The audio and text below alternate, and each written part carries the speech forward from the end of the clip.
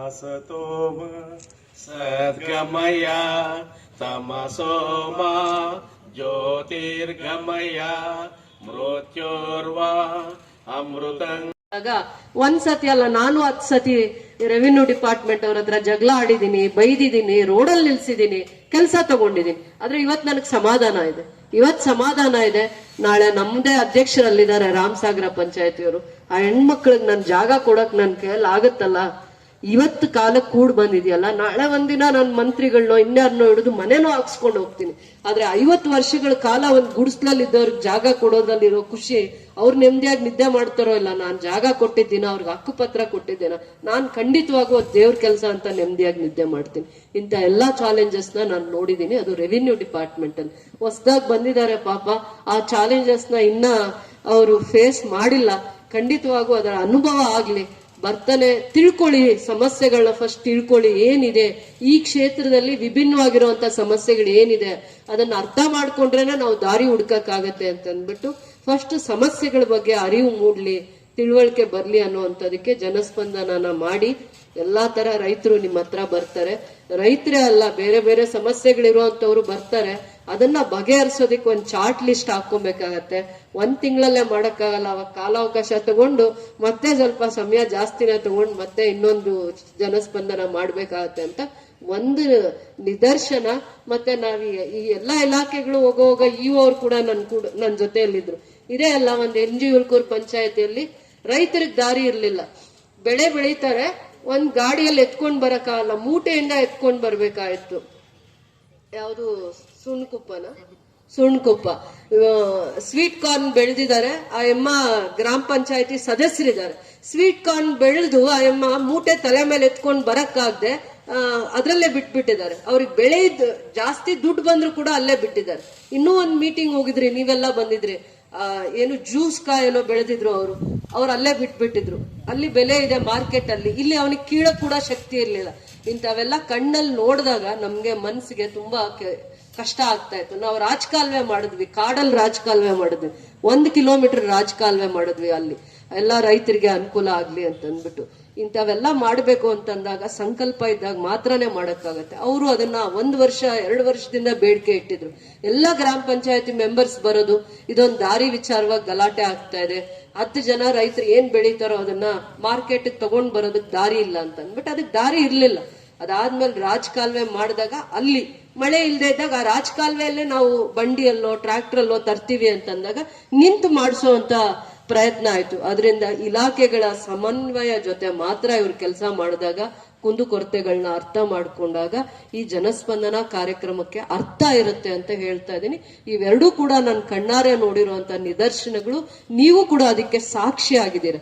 ಅದಕ್ಕೋಸ್ಕರ ಇಲ್ಲಿ ಕುತ್ಕೊಂಡು ಮಾತಾಡಿದ ತಕ್ಷಣ ಸಮಸ್ಯೆಗಳು ಖಂಡಿತವಾಗೂ ಬಗೆಹರಿಯಲ್ಲ. ಇಲ್ಲಿ ಕೊಟ್ಟಿರುವಂತ ಸಮಸ್ಯೆಗಳನ್ನ ಮತ್ತೆ ನಾವು ಮೂಲ ಸ್ಥಾನಕ್ಕೆ ಹೋದಾಗ ಸಮಸ್ಯೆ ಹೇಗಾಗಿದೆ, ಯಾಕಾಗಿದೆ, ಅದಕ್ಕೆ ದಾರಿ ಏನು ಅಂತ ಮತ್ತೆ ಇವರು ಚರ್ಚೆ ಮಾಡಿಕೊಂಡು ಅದಕ್ಕೆ ಪರಿಹಾರ ಹುಡುಕಿದಾಗ ಮಾತ್ರ ಅದು ನಿಜವಾದ ಜನಸ್ಪಂದನ ಆಗತ್ತೆ ಅಂತ ಹೇಳ್ತಾ, ಯಾಕಂದ್ರೆ ಇವತ್ತು ನೀವು ಸಮಸ್ಯೆ ಎತ್ಕೊಂಡು ಎಷ್ಟೊಂದು ನಿರೀಕ್ಷೆಯಿಂದ ನಮ್ಮ ಹತ್ರ ಬಂದಿರ್ತೀರ. ನಮ್ಮನ್ನ ನೀವು ನಂಬೇಕಂದ್ರೆ 1 2 ನಿಜಾಂಶ ನಿಮ್ಗೆ ಅರ್ಥ ಆಗ್ಬೇಕು. ಎಲ್ಲಾಗಿದೆ ಅಂತ ಹೇಳಿದಾಗ ಅಲ್ಲಿ ನೀವು ವಿಚಾರ ಮಾಡ್ಬೇಕು. ಹೌದಾ, ಶಾಸಕರು ಬಂದಿದ್ರ, ತಹಸೀಲ್ದಾರ್ ಬಂದಿದ್ರ, ಅವ್ರು ಬಂದಿದ್ರ, ನಿಮ್ ಊರಲ್ಲಿ ಆ ಸಮಸ್ಯೆ ಬಗೆಹರಿದಿದ್ಯಾ ಅಂತ ನೀವು ಕೂಡ ತಿಳ್ಕೊಬೇಕು. ರಾಮಸಾಗರ ಪಂಚಾಯತಿಯಲ್ಲಿ ಕೂಳೂರಲ್ಲಿ ವಿಚಾರ ಮಾಡಿ ಇಷ್ಟೆಲ್ಲ ಪ್ರಯತ್ನ ಮಾಡಿದೀವಿ. NG ಉಲ್ಕೂರ್ ಪಂಚಾಯತಿಯಲ್ಲೂ ಕೂಡ ನೀವು ಸುಣ್ಕುಪ್ಪ ಗ್ರಾಮಕ್ಕೆ ಹೋಗಿ, ಸುಣ್ಕುಪ್ಪ ಗ್ರಾಮದಲ್ಲಿ ಎಷ್ಟು ವರ್ಷಗಳ ಸಮಸ್ಯೆ ಅದು. ಆ ರೀತಿ ನೀರಿನ ಸಮಸ್ಯೆನೇ ಒಂದು ದೊಡ್ಡ ಸಮಸ್ಯೆ ಅನ್ಕೊಂಡಿದ್ದೆ, ಇಲ್ಲ ಅದಕ್ಕೆ ನೀರಿರೋ ಇನ್ನೂ ಸಮಸ್ಯೆಗಳಿದಾವೆ ಅನ್ನೋವಂಥದ್ದು ನನಗೆ ಪರಿಪಾಠ ಆಗ್ಬೇಕಂದ್ರೆ ಎಷ್ಟೋ ವರ್ಷಗಳ ಕಾಲಾವಕಾಶ ಬೇಕಾಯ್ತು ಅಂತ ಹೇಳ್ತಾ, ಖಂಡಿತವಾಗೂ ನಿಮ್ ನಿರೀಕ್ಷೆನ ನಾನು ಯಾವತ್ತೂ ಘಾಸಿ ಮಾಡಲ್ಲ. ನಾನು ಖಂಡಿತ ಸ್ಪಂದಿಸುವಂತ ಪ್ರಯತ್ನ ಮಾಡ್ತೀನಿ. ಇವರು ರಿಜಿಸ್ಟರ್ನ ಮೇಂಟೈನ್ ಮಾಡಬೇಕು. ಯಾವುದೇ ಒಂದು ಅಧಿಕಾರಿ ಮನಸ್ಸಿಂದ ಕೆಲಸ ಮಾಡಿದ್ರೆ ಖಂಡಿತವಾಗೂ ಜನರಿಗೆ ಸ್ಪಂದಿಸುವಂತ ಕೆಲಸ ಮಾಡ್ಬೋದು. ನಾವು ಕಾಟಾಚಾರಕ್ಕೆ ಮಾಡಿದ್ರೆ ಇವತ್ತು ಸಿಗ್ತೀವಿ ನಾಳೆ ಸಿಕ್ಕಲ್ಲ ಅಂತ ಓಡಾಡ್ಕೊಂಡ್ರೆ ಅವನು ಕಾಯ್ತಾ ಇರ್ತಾನೆ, ಅವನಿಗೂ ಕಷ್ಟ ಆಗಿರುತ್ತೆ. ಅವನ ಸಮಸ್ಯೆ ಇರೋದಕ್ಕೆ ನಮ್ಮನ್ನು ಹುಡ್ಕೊಂಡು ಬಂದಿರ್ತಾನೆ. ಅವನ್ನ ನಾವು ಗೌರವವಾಗಿ ನೋಡ್ಬೇಕು. ಯಾರ ರೈತ ಆದ್ರೂ ಬರ್ಲಿ, ಗೌರವಿಸಿ ಫಸ್ಟ್.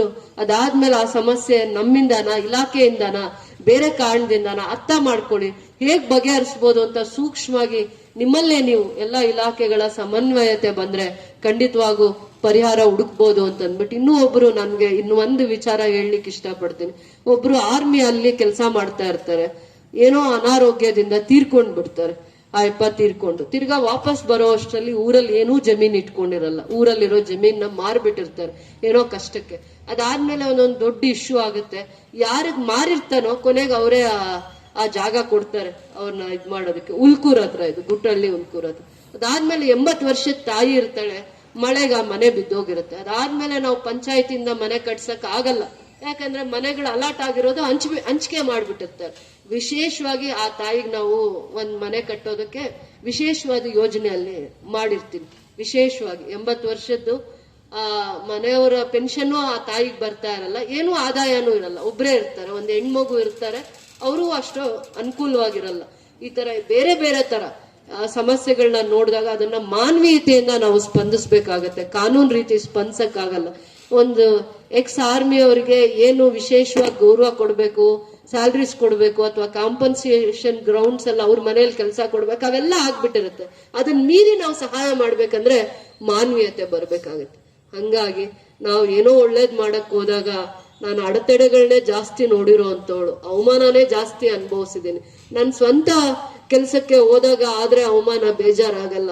ನಾನು ಜನಪರವಾಗಿರುವಂತ ವಿಚಾರಗಳನ್ನ ತಗೊಂಡು, ರೈತರ ಸಮಸ್ಯೆ ತಗೊಂಡು, ಬಡವ್ರ ಸಮಸ್ಯೆ ತಗೊಂಡು ಹೋದಾಗ ಅದಕ್ಕಾಗೋ ವಿಘ್ನಗಳಲ್ಲಿ ನಾನು ತುಂಬಾ ಪಾಠ ಕಲ್ತಿದ್ದೀನಿ.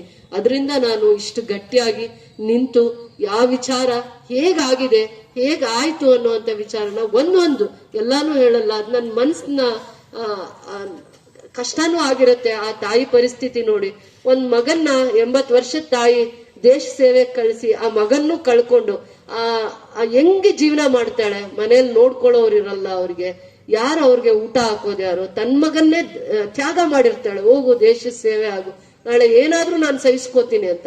ಆ ತಾಯಿಗೆ ಒಂದ್ ನೆಲೆ ಇಲ್ಲ, ಆ ತಾಯಿಗೆ ಅನ್ನ ಹಾಕೋರಿರಲ್ಲ.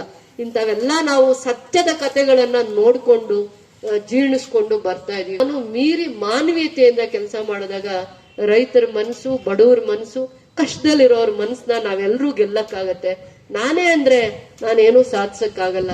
ಎಲ್ಲಾ ಇಲಾಖೆಗಳು ಕೈ ಜೋಡಿಸಿ ಮಾಡಿದಾಗ ಮಾತ್ರ ಸಮಸ್ಯೆಗಳಿಗೆ ನಾವು ಪರಿಹಾರ ಹುಡುಕ್ಲಿಕ್ಕೆ ಅವಕಾಶ ಆಗತ್ತೆ ಅಂತ ಹೇಳ್ತಾ, ಏನ್ ಗೌರವವಾಗಿ ನಡ್ಕೋತೀನಿ ಅಂತ ಹೇಳ್ತಾ, ಇದೊಂದು ಜನಸ್ಪಂದನ ಕುಂದುಕೊರತೆಗಳ ಸಭೆಗೆ ಬಂದಿರುವಂತ ರೈತರು, ನಂಬಿಕೆಯಿಂದ ವಿಶ್ವಾಸದಿಂದ ಬಂದಿರುವಂತವ್ರನ್ನ ಎಲ್ಲೂ ಹುಸಿ ಮಾಡದೆ ಗೌರವವಾಗಿ ನಿಮ್ಮ ನಿರೀಕ್ಷೆಗೆ ಮೀರಿ ನಾವು ಪ್ರಯತ್ನ ಮಾಡ್ತೀವಿ, ಎಲ್ಲಾ ಇಲಾಖೆಗಳು ಸೇರಿ ಸ್ಪಂದಿಸ್ತೀವಿ ಅಂತ ಹೇಳ್ತಾ, ಅದಾದ್ಮೇಲೆ ಸ್ಕೂಲ್ ಬಸ್ಸಸ್ದು ಕಂಪ್ಲೇಂಟ್ಸ್ ಇನ್ನೂ ಇದೆ, ದಯಮಾಡಿ ಸ್ಪಂದಿಸೋ ಅಂತದ್ದೇ ಕೆಲಸ ಮಾಡ್ಬೇಕು. ಅದಾದ್ಮೇಲೆ 6ನೇ ತಾರೀಕು ಅಥವಾ ಅದಾದ್ಮೇಲೆ ಡೇಟ್ ಕೊಡ್ತೀವಿ ಎಂದಿದ್ದಾರೆ ಮಂತ್ರಿಗಳು. ಅದರ ಟೈಮ್ ಒಳಗಡೆ ನನ್ನ ಆಫೀಸಲ್ಲಿ ನೀವು ಲಿಸ್ಟ್ ಮಾಡ್ಬೇಕು, ಎಲ್ಲೆಲ್ಲಿ ಹೊಸ ಬಸ್ಸಸ್ ಬೇಕು, ರೂಟ್ಸ್ ಎಲ್ಲಿ ಮತ್ತೆ ರೀಸ್ಟಾರ್ಟ್ ಮಾಡ್ಬೇಕು, ಏನೇನ್ ನಿಮ್ಮ ಹಂತದಲ್ಲಿ ಸಮಸ್ಯೆ ಇದೆ ಅದನ್ನ ನಿಮ್ಮ ಹಂತದಲ್ಲಿ ಬಗೆಹರಿಸಕ್ ಆಗದೆ ಇರುವಂತದ ಎಲ್ಲಾನು ಕೂಡ ಅಂತ ಪ್ರಾಮಾಣಿಕವಾಗಿರುವಂತ ಪ್ರಯತ್ನ ಮಾಡ್ತೀನಿ.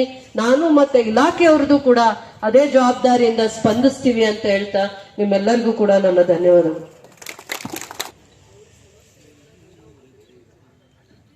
ಉಳಿತಕ್ಕಂತ ಒಂದು ಶಾಸಕರಂದ್ರೆ ಇಡೀ ಕೆಜಪ್ ಕ್ಷೇತ್ರದಲ್ಲಿ ನಮ್ಮ ರೂಪಕಲಾ ಮೇಡಮ್ ಅವರು ಬಡವರ ಪರವಾಗಿ ಬಹಳಷ್ಟು ಶ್ರಮಿಸಿರ್ತಕ್ಕಂಥ, ಅವರ ಜನರ ನೋವು ಜನರದಲ್ಲ ನನ್ನದಂತ ಭಾವಿಸಿ ಅವರು ಸೇವೆಯನ್ನು ಮಾಡ್ತಾ ಇದ್ದಾರೆ. ದಯವಿಟ್ಟು ಅವರಿಗೆ ಚಿರಕಾಲ ನಾವು ಅವರ ಬೆನ್ನ ಹಿಂದೆ ನಾವು ಇದ್ದು ಅವ್ರನ್ನ ಪ್ರೋತ್ಸಾಹ ಮಾಡ್ಬೇಕಂತ ನನ್ನ ಕಾರ್ಯಕ್ರಮದ ಆಗಮಿಸಿರ್ತಕ್ಕಂಥ ನನಗೆ ಧನ್ಯವಾದ. ರಸ್ತೆ ಮಾಡ್ಕೊಂಡಿಲ್ಲ ಅಂದ್ರೆ ನಮ್ಮ ಜಯಮರಣ ಕೊಟ್ಬಿಡಿ ಮೇಡಮ್, ಸಾಕು, ಬದುಕೋದು ಬೇಡ ಅಂತ ಅಷ್ಟು ನೋವಾಗಿದೆ, ಬಹಳ ನೋವಾಗಿದೆ. 3 ವರ್ಷಗಳ ರಾಜ್ಯಪಾಲರು ಕೂಡ ಕೊಟ್ಟಿದ್ದೀವಿ ಮೇಡಮ್, CM ಸಿದ್ದರಾಮಯ್ಯ ಅವರ ಹತ್ರ ಹೋಗಿದ್ದೀವಿ, ಮನವಿ ಕೊಟ್ಟಿದ್ದೀವಿ. ಆ ರಸ್ತೆ ಬಿಡಿಸ್ಲಿಕ್ಕೆ ಆಗ್ಲಿಲ್ಲ ಅಂದ್ರೆ ನಾವಿನ್ನು ಬದುಕೋದು ಬೇಡ, ಸಾಕಾಗಿದೆ. 3 ವರ್ಷಗಳಿಂದ ಒಬ್ಬ 80% ಅಂಗವಿಕಲ ನೌಕರ, ಅಂಗವಿಕಲ ಮಗುಗೆ ತಗೊಂಡೋಗಕ್ಕೆ ದಾರಿಗೆ ಬಿಡಿಸಿಲ್ಲ ಅಂದ್ರೆ ನಾವ್ ಏನಕ್ಕೆ ಬದುಕಬೇಕು ಅಂತ.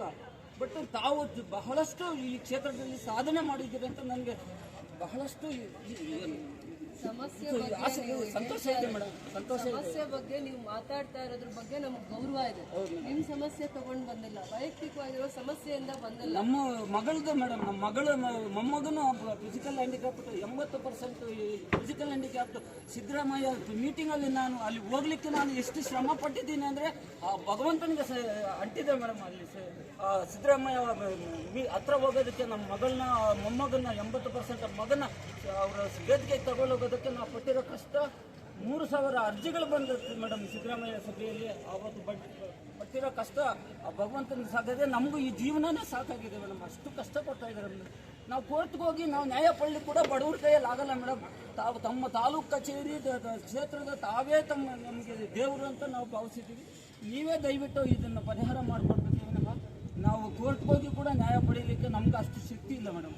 ಬಹಳ ಬಡವರು, ನಾವು ಕೂಲಿ ಮಾಡಿ ಜೀವನ ಮಾಡೋಕ್ಕಾಗ್ತಾ ಇದೆ ಅಷ್ಟೇ ಹೊರತು ಅದ್ರ ಮೀರಿ ನಾವು ಕೋರ್ಟ್ಗೆ ಹೋಗಿ ಲಾಯರ್ನಿಟ್ಟು ಅವ್ರಿಗೆ ಫೀಸ್ ಕಟ್ಟಿ ನಾವು ನ್ಯಾಯ ಪಡೀಲಿಕ್ಕೂ ಕೂಡ ಬಡವ್ರ ಕೈಯಲ್ಲಿ ಆಗ್ತಾ ಇಲ್ಲ. ಎಷ್ಟೋ ಜನ ಸತ್ತೋಗ್ತಾ ಇದ್ದಾರೆ ಮೇಡಮ್ ಈ ಕಷ್ಟಗಳಲ್ಲಿ. ರೆವಿನ್ಯೂ ಇಲಾಖೆ ನಡೀತಾ ಇರ್ತದೆ ಸಮಸ್ಯೆ ನಾನು ದಯವಿಟ್ಟು ನಮಗೆ ಈ ನ್ಯಾಯ ಕೊಡಿಸ್ಬೇಕು. ದಾರಿ ಕೇಳ್ತಾ ಇದ್ದೀನಿ. ನಿಮ್ಮ ಮಗಳನ್ನ ಮದುವೆ ಮಾಡಿ ಒಂದು ಚಿಕ್ಕ ಮಗು ಅಂಗವಿಕಲ ಮಗು ಹುಟ್ಟಿದೆ. ಅವ್ರು ಮನೆ ತಗೊಳ್ಳೋವಾಗ ದಾರಿ ಇಲ್ಲದೆ ಇರುವಂತ ಜಾಗದಲ್ಲಿ ಮನೆ ತಗೊಂಡೆ, ಅಥವಾ ದಾರಿ ಇತ್ತೇನೋ ಕೊಡೋ ದಾರಿನೂ ಇದೆ ಅಂತ ಹೇಳ್ಕೊಟ್ಬಿಟ್ಟು ಇವಾಗ ದಾರಿ ಮುಚ್ಚಾಕಿದ್ದಾರೆ. ಗ್ರಾಮ ಪಂಚಾಯತಿ PDOನೇ 10 ಅಡಿಗಳ ರಸ್ತೆ ಅಂತ ಈ ಕಥ ಕೊಟ್ಟಿದ್ದಾರೆ ಮೇಡಮ್ ನಿಮಗೆ. ಹೌದು ಮೇಡಮ್. ಅದನ್ನು ಕೂಡ ಲೋಕಾಯುಕ್ತರು ಆದೇಶ ಮಾಡಿದ್ದಾರೆ. 10 ಅಡಿಗಳು ನಿನಗೆ ಇದು ಸ್ಟಿಕಾನ್ ಆಗ್ಬೇಕು ಅಂತ PDOಗೆ ರಶ್ಮಿಗೆ ವಾರ್ನಿಂಗ್ ಕೊಟ್ಟಿದ್ದಾರೆ ಲೋಕಾಯುಕ್ತದಲ್ಲಿ. ಇವ್ರು ಬಂದಿದ್ರು ಲೋಕಾಯುಕ್ತ ಕಚೇರಿಗೆ, ಇವ್ರ ಸಮಕ್ಷಮದಲ್ಲಿ ನಾವು ಲೋಕಾಯುಕ್ತ ಕಚೇರಿಯಲ್ಲಿ ಚರ್ಚೆ ಆಯಿತು. ಆದ್ರೂ ಆಗ್ಲಿಲ್ಲ. ತಾವು ಒಂದು ವಾರದಲ್ಲಿ ಬರ್ತೀವಿ ಅಂತ ಹೇಳಿ 3 ತಿಂಗಳಾಯ್ತು, 6 ತಿಂಗಳಾಯ್ತು, ವರ್ಷಗಳು ಹೋಯ್ತು ಮೇಡಮ್. ಈ 3 ವರ್ಷಗಳಾಗಿದೆ ಮೇಡಮ್ ನಮ್ಮ ಈ ಕಷ್ಟಕ್ಕೆ ನಾವು ಸುತ್ತಾಡಿ ಅವರು ಕೂಡ ಇವಾಗ ಹಾಸ್ಪಿಟ್ಲಲ್ಲಿ ಇದ್ದಾರೆ. ಇಲ್ಲಾಂದ್ರೆ ಆ ಮಗುನ್ ತಗೊಂಡು ಬಂದು ಇಲ್ಲಿ ಟೇಬಲ್ ಮೇಲೆ ಸಾಯಿಸ್ಬಿಡಿ, ಗೊತ್ತೋದ್ ಬೇಡ ಅಂತ ನಾವು ಡಿಸೈಡ್ ಮಾಡಿದ್ದೀವಿ. ಅವರು ಹಾಸ್ಪಿಟ್ಲಲ್ಲಿ ಇರೋದಕ್ಕೋಸ್ಕರ ನಾನು ಬಂದಿದ್ದೀನಿ ಮೇಡಮ್. ತಂದೆ ಆ ತರ ಯೋಚನೆ ಅಷ್ಟು ಕಷ್ಟ ಆಗಿದೆ ಮೇಡಮ್. ಕಷ್ಟ ಇದೆ. ಯಾರಿಗೆ ಕಷ್ಟ ಇದೆ? ಬಹಳ ನಾವು ಜೀವನ ಸಾಕಾಗಿದೆ ಮೇಡಮ್. ನಿಜವಾಗ್ಲೂ ದಯವಿಟ್ಟು ಈ ಸಮಸ್ಯೆನ ಪರಿಹಾರ ಮಾಡಿ. ನಾನು ಉಸಿರಿರೋವರೆಗೂ ನಾನು ಹೋರಾಡ್ತೀನಿ. ನಾನು ಯಾವುದಾದ್ರೂ ತಲೆನಲ್ಲಿ ಹಾಕೊಂಡ್ಬಿಟ್ರೆ ಸಾಯ್ಬೇಕಿಲ್ಲ, ಸಮಸ್ಯೆ ಪರಿಹಾರ ಆಗಬೇಕು. ನನ್ನ ಜೀವನ ಅಂತದ್ದು ಮೇಡಮ್. ದಯವಿಟ್ಟು ಪಂಚಾಯತಿ ವ್ಯಾಪ್ತಿಗೆ ಬರ್ತಾ ಇದ್ದು ನೀವು ಪೊಲೀಸ್ ಡಿಪಾರ್ಟ್ಮೆಂಟ್ ಇಬ್ರು ಸರ್ವೆ ಅವ್ರನ್ನ ಕರ್ಕೊಂಡು ಹೋಗ್ಬೇಕಾಗತ್ತ ನೋಡಿ.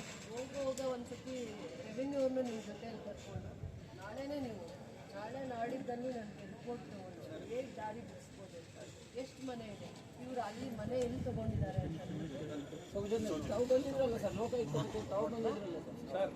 ಈ ಪತ್ರ ವಾಪಸ್ ತಗೊಂಡು ನನ್ನ ಮೇಲೆ ನಂಬಿಕೆ ಇಲ್ಲ ಅಂದ್ರೆ, ನಿಮಗೆ ಶಾಸಕರ ಮೇಲೆ ನಂಬಿಕೆ ಇಲ್ಲ ಅಂದ್ರೆ, ನಮ್ಮ ವ್ಯವಸ್ಥೆ ಬಗ್ಗೆ ನಾವು ಕೆಲಸ ಹೇಗೆ ಮಾಡ್ತೀವೋ ಆ ಕಾರ್ಯವೈಖರಿ ಬಗ್ಗೆ ನಂಬಿಕೆ ಇಲ್ಲ ಅಂದ್ರೆ ಅವತ್ತು ಈ ಲೆಟರ್ ಕೊಡಿ. ದಯಾಮರಣ ಅವತ್ತು ಕೇಳಿ, ತಹಸೀಲ್ದಾರ್ಗೆ ಅವತ್ತು ಕೇಳಿ.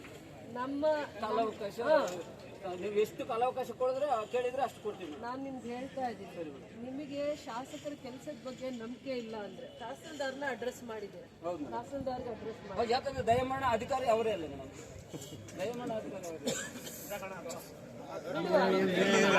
ಅವರು ಆಟೋನೋ ಆ ಜಾಗದಲ್ಲಿ ಓಡಾಡ್ಬೇಕಂದ್ರೆ ಅವಕಾಶ ಮಾಡ್ತಾ ಇಲ್ಲ. ಮನೆ ತಗೊಳ್ಳೋರ್ಗು ಎಲ್ಲ ಇತ್ತು, ಪಂಚಾಯತಿಯಲ್ಲೂ 10 ಅಡಿ ದಾರಿ ಇತ್ತು. ಮನೆ ತಗೊಂಡಾದ್ಮೇಲೆ ದಾರಿ ಇಲ್ಲ. ಅದೇ ನಿಮಗೆ ನೋವು ಕೊಟ್ಟಿರೋದು ಜಾಸ್ತಿ, ಹೌದಲ್ವಾ? CM ಅವ್ರಿಗೂ ಹೋದಾಗೂ ನಿಮ್ಗೆ ಅದೇ ಬಾಧೆಯಿಂದ ಹೋಗಿದೆ. ಅದಕ್ಕೆ ದಾರಿ ಹುಡುಕ್ತಾರೆ. 2 ದಿನದ ಮೇಲೆ ಸಮಯ ತಗೊಬೇಕು. 2-3 ದಿನದಲ್ಲಿ ದಾರಿ ಹುಡುಕಿ ಏನಿದೆ ಅಂತ ವಿಶೇಷವಾಗಿರೋ ಪ್ರಕರಣ ಅಂತ ತಗೊಂಡು ಅವರಿಗೆ 3 ಇಲಾಖೆಯವರು, ನೀವು ಪೊಲೀಸ್ ಇಲಾಖೆಯವರು ಮತ್ತು ಪಂಚಾಯತಿ, ನೀವು ಹುಡುಕಿ ಅದಕ್ಕೆ ಪರಿಹಾರನೂ ಇಟ್ಕೊಬೇಕು. ಮಾಡಬಾರ್ದು ಆ ಥರ. ನೀವೇ ಸಮಾಜಕ್ಕೆ ಕಷ್ಟದಿಂದ ಬಂದಿರೋರು, ಒಂದು ಪ್ರಯತ್ನ, ಈ ಪ್ರಯತ್ನದಲ್ಲಿ ನಾನು ಯಶಸ್ವಿಯಾಗಿದ್ದೀನಿ ಅನ್ನೋ ಮೆಸೇಜ್ ಕೊಡಬೇಕೇ ಬಿಟ್ಟರೆ, ನೀವೇ ಸಾಕಿರೋ ಮಕ್ಕಳನ್ನ, ನೀವು ಕಾಪಾಡಿರೋ ಮಕ್ಕಳನ್ನ ಈ ರೀತಿಯ ಆಲೋಚನೆ ಮಾಡೋದು ಭಾಳ ತಪ್ಪು. ಇಷ್ಟು ಅನುಭವ ಇರೋರು ವ್ಯವಸ್ಥೆ 100 ಇರಲಿ, ವ್ಯವಸ್ಥೆ ಮೆಟ್ಟು ನಿಲ್ಲುವಂಥವ್ರು ಆಗ್ಬೇಕು. ಗೊತ್ತು ಸರ್ ಮೇಡಮ್, ಎಲ್ಲ ಗೊತ್ತು ಮೇಡಮ್. ಭಾವಚಿತ್ರದಲ್ಲಿ ಮೇಡಮ್ ರಾಜಕಾಲುವೆ ಒತ್ತುವರಿ ತೆರವುಗೊಳಿಸ್ಬೇಕು. ಅಂದ್ರೆ ರಾಜಕಾಲುವೆನ ತೆರವುಗೊಳಿಸ್ಬೇಕು.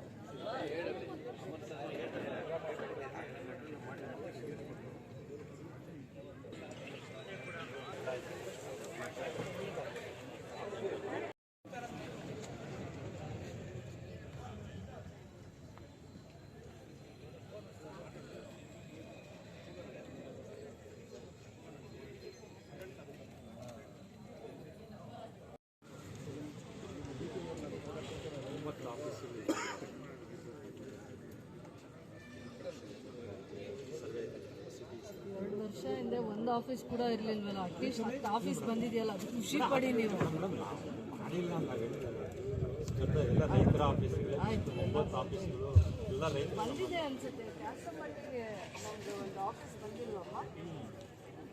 ಇಲ್ಲ ತಾಲೂಕು ಆಫೀಸ್ ಅದು ಡಿವೈಡ್ ಆಗಿದೆ. ನೀವು ಹೊಸದಾಗಿ ಇದು ಹಾಕ್ಬೇಕು. ನೀವು ಅದನ್ನು ಫಾಲೋ ಅಪ್ ಮಾಡ್ತೀನಿ ಅಂತಲ್ಲ, ಎಲ್ಲ ಡಿಪಾರ್ಟ್ಮೆಂಟ್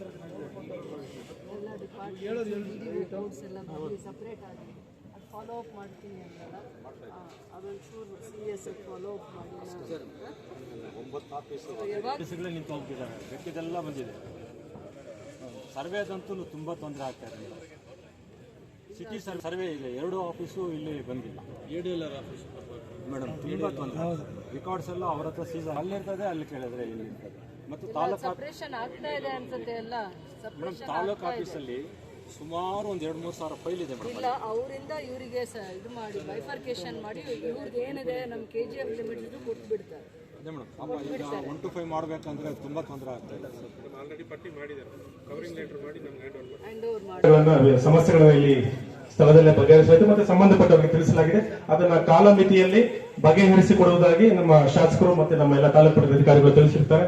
ಸೊ ಹಾಗಾಗಿ ಈ ಒಂದು ಸಭೆಯನ್ನ ಬಹಳ ಯಶಸ್ವಿ ಮಾಡಿಕೊಟ್ಟಿರ್ತಾರೆ ನಮ್ಮ ಶಾಸಕರು ಮತ್ತೆ ಎಲ್ಲ ತಾಲೂಕು ಮಟ್ಟದ ಅಧಿಕಾರಿಗಳು. ಎಲ್ರಿಗೂ ಕೂಡ ನಮ್ಮ ಶಾಸಕರ ಆದಿಯಾಗಿ ನಮ್ಮ ಎಲ್ಲ ತಾಲೂಕು ಮಟ್ಟದ ಅಧಿಕಾರಿಗಳಿಗೆ ಎಲ್ರಿಗೂ ಕೂಡ ಹೃದಯಪೂರ್ವಕ ಧನ್ಯವಾದಗಳು ಅರ್ಪಿಸ್ತಾ ಇದ್ದೇವೆ. ತಾಲೂಕು ಮಟ್ಟದ ಅಧಿಕಾರಿಗಳಿಗೆ 3:30ಗೆ ಸ್ವತಂತ್ರ ದಿನಾಚರಣೆಯ ಪೂರ್ವಭಾವಿ ಸಭೆ ಇರುತ್ತೆ. ಮಾನ್ಯ ಶಾಸಕರ ಅಧ್ಯಕ್ಷತೆಯಲ್ಲಿ ತಾವೆಲ್ಲರೂ ಕೂಡ ದಯವಿಟ್ಟು ಭಾಗವಹಿಸಬೇಕು. ಅಲ್ಲಿ ತಮಗೆ ಊಟದ ವ್ಯವಸ್ಥೆ ಕೂಡ ಇದೆ. ಮೀಟಿಂಗ್ ಅಲ್ಲಿ ಊಟ ಮಾಡಿಕೊಂಡು ನಂತರ ಹಾಗೆ ಅಲ್ಲಿ ಸಭೆಯನ್ನ ಮುಂದುವರಿಸೋಣ ಅಂತ ಹೇಳಿ ತಮ್ಮೆಲ್ಲರಿಗೂ ಕೂಡ ಧನ್ಯವಾದಗಳನ್ನ ಅರ್ಪಿಸ್ತೇನೆ.